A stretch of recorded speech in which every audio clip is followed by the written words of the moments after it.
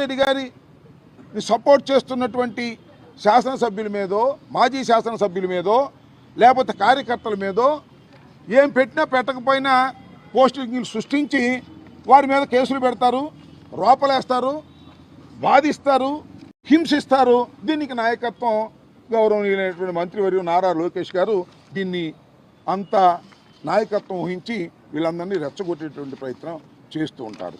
అదేవిధంగా ఇది కూడా ఎవరో కృష్ణసాగర్ అంట నా కూతురు మీద పెట్టినటువంటి పోస్టింగ్ ఇవన్నీ కూడా సర్క్యులేట్ చేస్తారు. చదవటానికి కొద్దిగా సిగ్గాడ్డం వస్తూ ఉంది. అందువల్ల ఏదో హోంమంత్రి గారిని అన్నారు, చంద్రబాబు నాయుడు గారిని అన్నారు, లోకేష్ గారిని అన్నారు, ఎంత దారుణంగా తిట్టారు అని మీరు చెబుతున్నారే, మరి మా పరిస్థితి ఏంటని అడుగుతున్నా. ఈయన మేము సృష్టించుకున్నావా?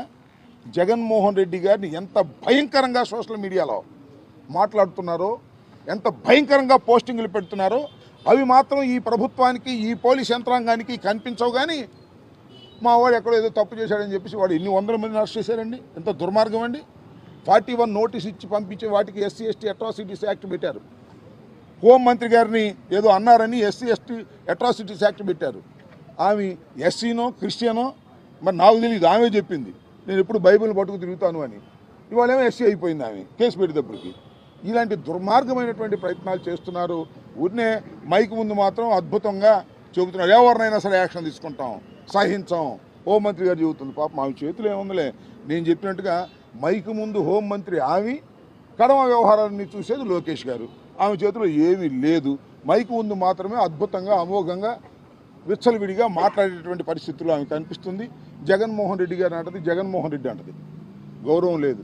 మనం ఎక్కడో చూశానయ్యా, వాడు ఎవడో ఉన్నాడు ఒకడో అని ఎవడో పేరు చెబుతుంది. ఇంటూరు రవికుమార్ని ఆయన లోపలేశారు. వాడు ఎవడో ఇంటూరు రవికుమార్ ఉన్నా అంట, వెధవ అంటుంది. ఏం భాష ఇది? ఈ రాష్ట్ర హోంమంత్రిగా ఉన్నటువంటి ఒక మహిళ మాట్లాడవలసిన భాషనా ఇది?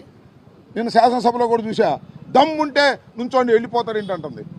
ఎవరు వాకౌట్ చేసి వెళ్తుంటే ఇలాంటి అసభ్యకరమైన పదజాలాలు నిరంతరం వాడుతున్నటువంటి ప్రస్తుత మంత్రివర్గ సభ్యులు, హోంమంత్రి గారు, వారికి మాత్రం ఏమి చట్టాలు ఉండవు.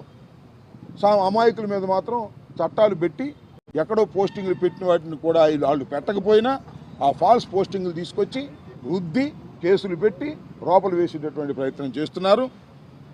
మేమేమి దీనికి ఏం భయపడేటువంటి పరిస్థితుల్లో లేవని కూడా ఈ సందర్భంగా మనవి చేస్తున్నాం. ఖచ్చితంగా వీటన్నిటిని ఎదుర్కొంటాం. సుశిక్షితులైన సైనికుల్లాగా ముందుకు వెళ్తాం.